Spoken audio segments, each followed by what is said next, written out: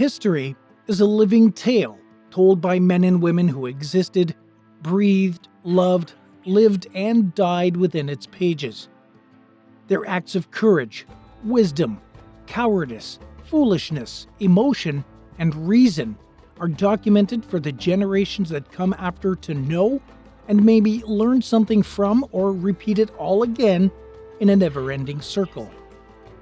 Today we'll learn a little bit more about the history of one of America's largest tribes, the Cherokee, their start, their lives, and their current challenges, as we try to know more about this important piece of American history.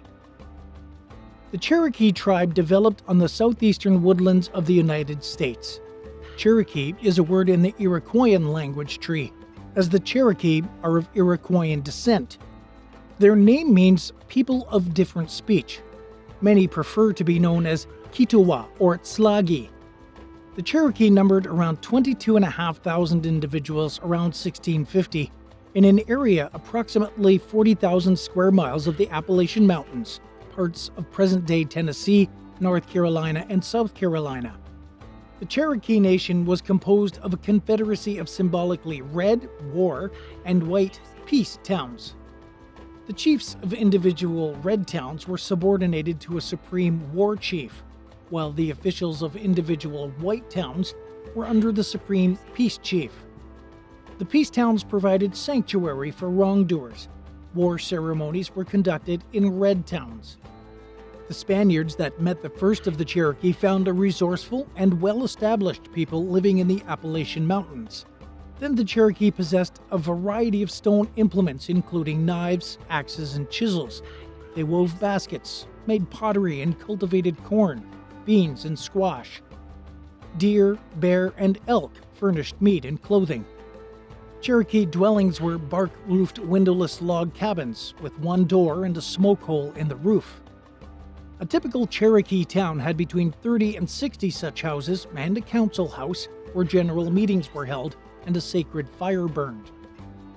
In the early stages of America's colonization, the Spanish, the French, and the British colonizers sought the friendship of the Cherokee tribe. The tribesmen ultimately allied with the British forces, even helping them on the French and Indian War, a conflict that raged between 1754 and 1763. That didn't stop the British from turning against the Cherokee when their scorched earth policy was put into place, however.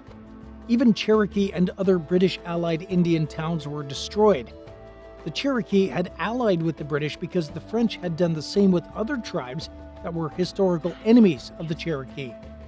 As a result of the scorched earth policy and its destruction on Cherokee territory, the tribal economy was seriously disrupted. In 1773, the Cherokee and the Creek had to exchange a portion of their land to relieve the resulting indebtedness, ceding more than 2 million acres in Georgia through the Treaty of Augusta.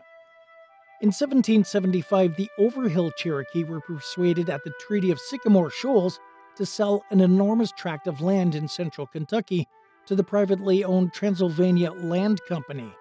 Although land sales to private companies violated British law, the treaty nevertheless became the basis for the colonial settlement of that area. During the American War of Independence, the Transylvania Land Company supported the Rebs, while the Cherokee supported the Crown, thinking they'd be more inclined to institute boundary laws than a new government. The Cherokee conducted 2 attacks on the colonist-held forts of Eaton Station and Fort Watauga in July of 1776, despite British unauthorization and even attempts to restrain them. Under the command of Cherokee Chief Dragging Canoe, 700 Indians went to battle, but were easily fended off by the colonists and had to retreat in disgrace. Those raids were the first in a series of attacks by the Cherokee, Creek, and Choctaw on frontier towns, eliciting a vigorous response by militia and regulars of the southern colonies during September and October. At the end of that time, Cherokee power was broken, their crops and villages destroyed, and their warriors dispersed. The defeated tribes sued for peace. In order to obtain it, they were forced to surrender vast tracts of territory in North and South Carolina at the Treaty of DeWitt's Corner, May 20, 1777, and the Treaty of Long Island of Holston, July 20, 1777. Peace reigned for the next 2 years. When Cherokee raids flared up in 1780 during the American preoccupation with British armed forces elsewhere, punitive action led by Colonel Arthur Campbell and Colonel John Sevier subdued the tribe again. The Second Treaty of Long Island of Holston, July 26, 1781, confirmed previous land cessions and caused the Cherokee to yield additional territory. After 1800, the Cherokee assimilated most of the American settler culture. They modeled their government after the United States', aided Andrew Jackson's effort in the Creek War, adopted colonial methods of farming, weaving, and home building, and most notably, developed the syllabary of the Cherokee language in 1821 through the efforts of Sequoyah, a Cherokee who had served in the U.S. Army in the Creek War. The syllabary, a system of writing in which each symbol represents a syllable, was so successful that almost the entire tribe became literate within a short time. A written constitution was adopted, and religious literature flourished, including translations from the Christian scriptures. The Cherokees' rapid acquisition of settler culture did not protect them against the land hunger of those they emulated. When gold was discovered on Cherokee land in Georgia, agitation for the removal of the tribe increased. In December 1835, the Treaty of New Echota, signed by a small minority of the Cherokee, ceded to the United States all Cherokee land east of the Mississippi River for $5 million. The overwhelming majority of tribal members repudiated the treaty and took their case to the U.S. Supreme Court. The court rendered a decision favorable to the tribe, declaring that Georgia had no jurisdiction over the Cherokee and no claim to their land. Georgia officials ignored the court's decision. President Andrew Jackson refused to enforce it, and Congress passed the Indian Removal Act of 1830 to facilitate the eviction of tribal members from their homes and territory.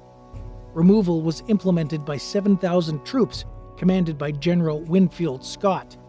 Scott's men moved through the Cherokee territory, forcing many people from their homes at gunpoint. As many as 16,000 Cherokee were thus gathered into camps, while their homes were plundered and burned by local Euro-American residents. Subsequently, those refugees were sent west in 13 overland detachments of about 1,000 per group, the majority on foot. Thus began the Trail of Tears, a sad chapter in Cherokee history.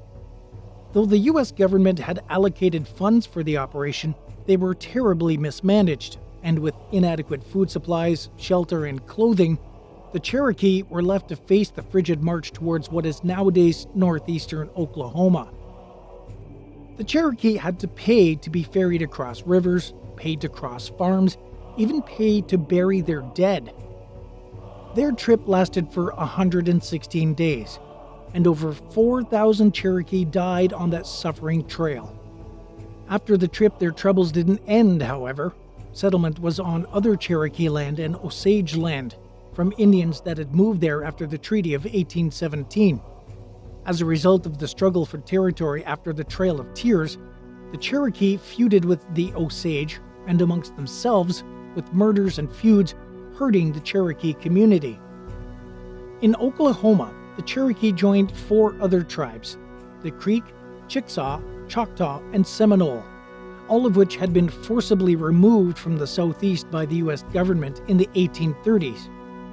For 3/4 of a century, each tribe had land allotment and quasi-autonomous government modeled on that of the United States.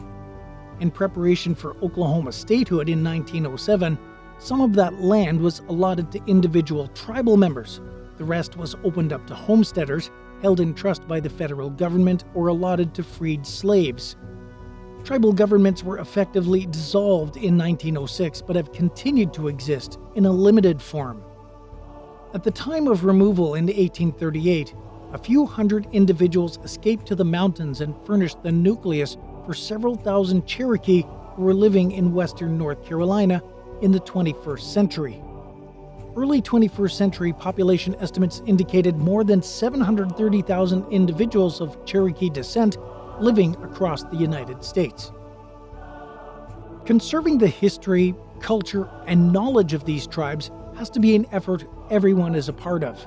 By keeping records, conserving documents, preserving spoken history, or spreading information, we all need to pitch in to make sure that the history is remembered. Did you like this video?